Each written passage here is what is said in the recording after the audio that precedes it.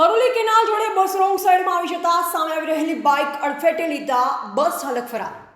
પ્રાપ્ત માહિતી અનુસાર તારીખ 16/4/2025ના સાંજે ગાંધીનગર જિલ્લાના દહેગામ તાલુકાના કરોલી ગામે માઇનોર કેનાલની આગળ કેશુભાઈ પટેલના ખેતર પાસે bus number GJ18Z5167 Ahmedabad Madadara Ahmedabad આવી રહી હતી, જે સામે આવી રહેલા બાઇક નંબર GJ27FD6154ને અડફેટમાં લીધી, જેનો અવાજ સાંભળી આજુબાજુના લોકો દોડી પહોંચ્યા.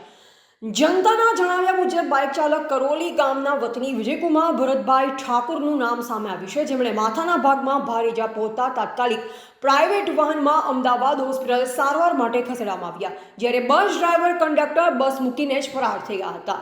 રિપોર્ટર ચૌહાણ ધર્મેન્દ્ર રામજી, દહેગામ.